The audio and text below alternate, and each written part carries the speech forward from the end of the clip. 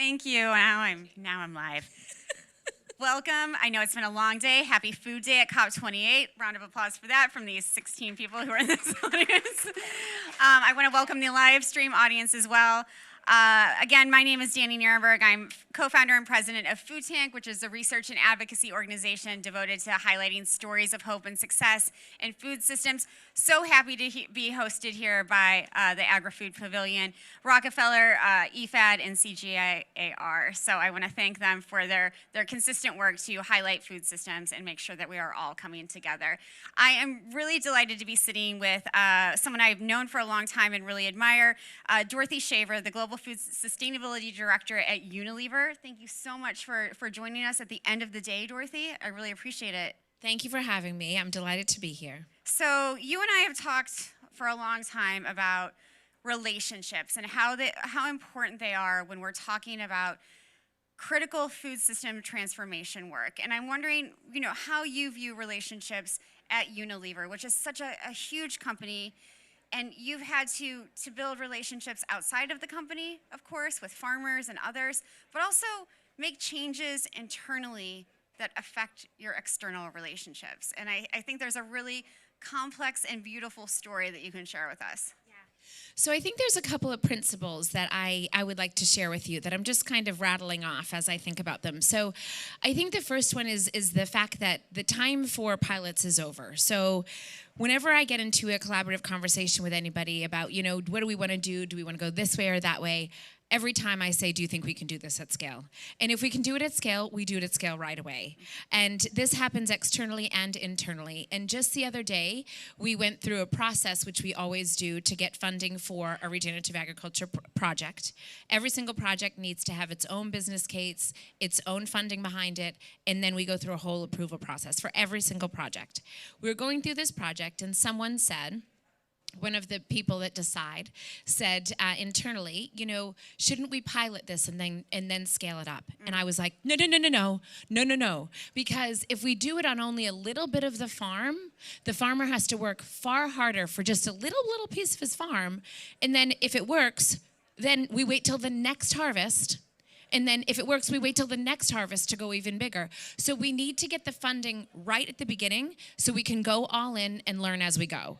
So that's one huge thing that I look at when I look at collaborations and when I look at who to work with, internally, to be honest, and externally. Because we don't have time to wait until the next harvest. Because we don't know what's going to happen in the climate by that time. Absolutely, and I love this idea of learning as you go because it invites the opportunity for failure, which we don't invite enough because that is where the real learning comes from.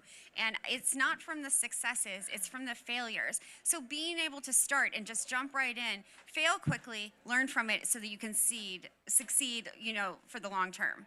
Exactly, and that's absolutely the way that we think about our partnerships. So what we do, the way that we do our partnerships is looking at how do we work with an implementation partner who basically manages us and also our co-funders and also the supplier and also any off-takers. So that isn't us anymore. And the reason for that is because an independent implementation partner can do far more than Unilever. So we've utilized that mechanism in order for us to have even more collaborations as we go. So they kind of help us to figure out what needs to happen on the ground and then what partners we need to work with. And the key thing about learning as we go is that you can't be afraid of that because regenerative agriculture practice and principles are literally created based off of research and other situations. And we don't know if those are going to work. And if we see that it leads to a lower yield, if we see that it leads to, a crop failure, we have to be there to make sure that the farmer gets paid. We have to be there to stay in the relationship, and we have to be there to fix the problem, learn from the problem, and go forward. It's such a gift to be able to pivot like that. And many companies can't do that. And I wonder what your advice to them is because there are a lot of smaller companies who don't feel like they can pivot, but I always feel like it would be the smaller companies who are more easily able to sort of change direction. Why can't they? So I think there's this factor of de-risking that we're able to do. So because when you're a large company and you have multiple assets, you're able to move them around, and that's a generic statement. But that makes it a little bit easier for us. Also, when there are multiple players paying and financing it that also de-risks it. And that's a really big part of our partnerships that we have now. So for example, we have a partnership with ADM and PepsiCo, and we all co-fund the project around soybeans for Hellmann's mayonnaise and then corn for their potato chips. And because we do that, if something happens, the de-risking process is a lot less of a risk than if we were by ourselves. So in some of the work that we're doing, we're really looking to partner with some of those smaller companies and with some of those startups that may have turned a blind eye to Unilever in the past, because we're all on the same fields. You know, we are also often in a lot of the same grocery stores, but we're not competitive on the field. We can't be competitive on the field. It's okay if we're competitive in the grocery store, because that's where we have to drive preference. But we can't be on the field. And that's why we have this co-financing mechanism where we have a fund that funds our projects, but the co-funding program is to fund projects beyond our supply chain. And the reason for that is because if you basically have a little piece of the land that you get your tomatoes from, and you don't have the rest of it that's doing the right thing, you get runoff, you get extra pesticides, fertilizers that you don't want, and then you have less of a positive impact by the practices that you're doing. So as a result of that, in order for us to increase our impact, we have this co-financing mechanism so we can fund those around us as well to help de-risk the small, medium companies too. For someone like me who, you know, for many, many years, if you had asked me 15 years ago if I'd be talking to anyone at Unilever, I would have said, I think if I asked you 2, you might say no. I mean, me, but not maybe publicly. No, but I think it's such a revolutionary way of doing business. And I mean, Unilever and so many companies have come a long way in this because of the urgency of these issues. And I'm wondering if you could talk about the urgency you personally feel. Yeah, so that could also bring me to tears. I mean, you said earlier that you couldn't I can't make it through a day without crying, positive and negative. So I think that the things that, what I've really, really worked hard to do in Unilever is to talk at a really complex level and a really simple level at the same time. So luckily, people that work in Unilever are exceptionally smart, exceptionally business savvy. So I've learned some really good business savvy words along the way and ways to talk about this that are critical to the business. So sadly and luckily, we've had some crop failures that have impacted our ability to have our products on the shelves. A resilient strategy is sustainable and regenerative agriculture principles. So that has really brought me ahead quite a bit. I'm not happy about the crop failures, but I am happy that it really resulted in that. And the other thing that's a huge point is that a lot of our partners may have said along the way, you know, we got to be careful. Farmers aren't going to want to adapt. They're not going to want to change their practices and principles. They're older. They've been on the farm for years. I'm going to tell you right now, we have not had one of those. Not in India, Argentina, Brazil, Arkansas, Iowa, Spain, Italy. Can you talk about the factors why? Because they are losing their yield. So they're losing their crops. They're seeing the fact that pests are getting into their crops. They're seeing that droughts are taking away their fields. They're seeing all of that, which makes it a real opportunity for us to go in there and help them and to see us as helpers. And that's why we also utilize the implementation partners, because those are agronomists, those are farmers themselves, and we send those in to really help them. And a lot of the time when we educate them, if there isn't a huge transition when it comes to, you know, a lot of equipment or a lot of different materials, they'll do it on their own. And then they'll brag about it. You know, and I think, and they absolutely should. And I think, you know, that's the thing that really brings it to life. And I think as companies, there's a huge piece about understanding people and nature that is going to become, I think, the competitive advantage of a company. Because I think, one, the time is up for people to be exclusive, for people to be, you know, I'm a small company, I don't want to work with them, I'm an activist, I'm not going to work with Unilever. That time is up. That time is up. Like, we have to be so inclusive. We have to use those who are influencers. We have to use everybody across the whole chain to change. That time is up. Yeah, we have to start talking to the people who don't agree with us. We have to make those unusual partnerships and collaborations, because what we have been doing for the last however many decades has not worked and has led us to the place where we are right now. And the reason we need transformative change. And we all want food. We all want birds and bees and butterflies. And that can absolutely bring us down to the same level, because that's what we're doing at the end of the day. It's really humanizing it, Exactly. And I mean, when I go to the farms, I go on the farms and ask them, how are you measuring this, that, or the other thing? And the last time I went to southern Spain, the farmers were like, Dorothy, get out of the car. Get out of the car. We have a translator because it's way, way southern Spain. They're saying get out of the car. So I'm like, okay. And they needed me to look up in the sky to see these new different types of birds that they had never seen before. I could get teary now. Yeah. Because that's how they're measuring their success. Right. They see life on the farm. And there's nobody in the world that doesn't want that. It's fantastic. And you can say whatever you want about big companies, but we do have a lot of influence and we can change. And we're very, very open in Unilever to work with all kinds of companies, all kinds of experts, and we all need to get on the front line and do it together. Clearly, or you wouldn't be sitting right here with me. So thank you Right? for that. And the last panel that we had earlier today, you talked very passionately about the role of women farmers, and I wonder if you can speak to that again.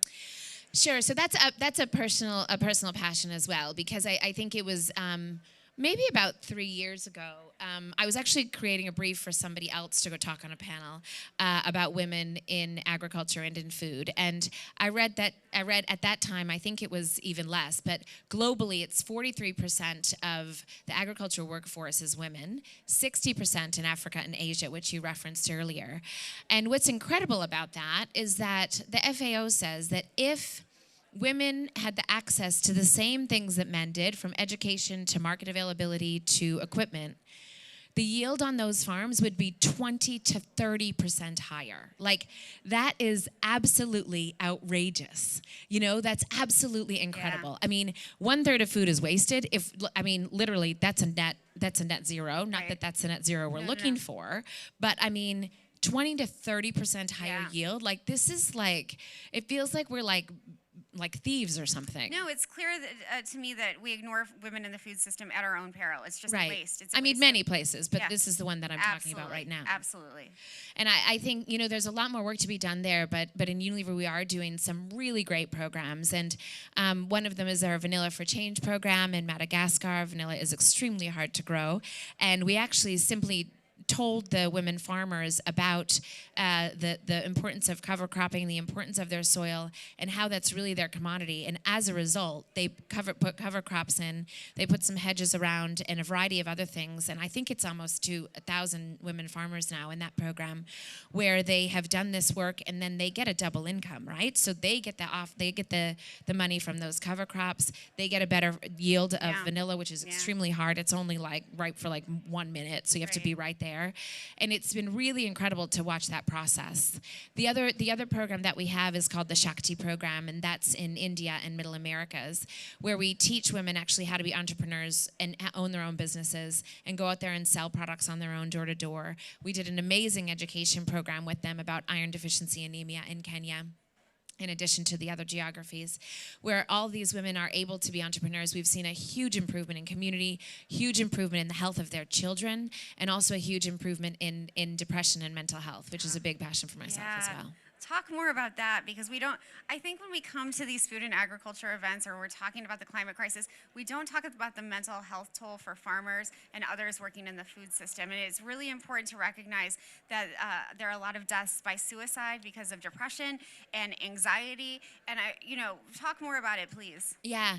So the climate crisis, particularly in food, is leading to a major challenge when it comes to depression, when it comes to farmers quitting, and when it comes to farmers quitting and not having another job, right? Which leads to extreme poverty beyond what they potentially will get as farmers, unfortunately. Mm-hmm. That's also poverty, but extreme poverty when they lose their job. And that's a result of feeling like you're a complete failure. It's a result of absolute dehydration as well. Right. And it's also a result of not having any other solution. Yeah. If you spent your whole life and your whole livelihood and your whole heritage in a lot of places is this farm, and you're failing it, that's an absolute personal problem. And I think we're not addressing that nearly enough. Right. And we're not helping those farmers to move to another farm, to move to another crop, to do something different. And as I said, I personally, I can't speak on behalf of the farmers, but the farmers that we have worked with all over the world, even when we were in Kenya and working on tea, we haven't found them not to be adaptive. We found them to want to adapt, and we need to provide them with the tools to do so. Absolutely. And I think and those tools also include mental health tools. For sure. It is Food Day at COP28. It is Food Day. We worked really hard for this. So many of us from the private sector, from the civil society sector, from all sort of all different stakeholder groups. What were you most excited about when thinking about this COP? So I was excited about many things. So I think one is that 150 now heads of states have signed the Declaration on Climate and Agriculture Adaptation for Food. Yay. More than 125 businesses, of course, including Unilever, signed the non-state actor declaration. Yay! Yeah, that's absolutely fantastic. And on the 4th of December, we championed the announcement of the Action Agenda on Regenerative Landscapes, where more than 25 companies have come together to say we are going to transition more than 1,600 million hectares. So that's absolutely fantastic. What I'm still mad about is that we still didn't get to the global stocktake. Now, we're right on the wire, and I have been firing up some people along my way of the last few days. Every time I get the microphone, I say it, as you know. And it does seem like it's going to get in there. Food is in there, but only as a result of being in the Paris Agreement, which is absolutely archaic and not fair. Right. And it also isn't in there as food systems. So the least we can do is get it in there as food systems, or food and agriculture systems is even better. So that's the least we can do. We also have some suggestions on paragraphs, but let's see how that goes. Yep. I think there's some more work for us to do as food in the space of advocacy and moving it forward and showing it's important in a comprehensive, clear, simple way, which doesn't seem to be something that we're overly good at. We need to try harder, for sure. We need to try harder on that. And I think no matter how it goes, we need to be proud that there's a food day. We need to be proud that food was on the agenda every day. So I think that's absolutely important. I think the food at COP was absolutely phenomenal, thanks to many of the chefs, one of which I just waved to, who did a lot of work to get that food to be fantastic at COP for the first time ever. Most of these events, it's not that food. Right. With huge milestones. And I think just that made people realize that, we all eat and we all want to eat good food. And that's what it comes down to at the end of the day. I think that's a beautiful point to end on, Dorothy. Thank you so much for being with me today, and happy Food Day. Thank you. Happy Food Day. Round of applause.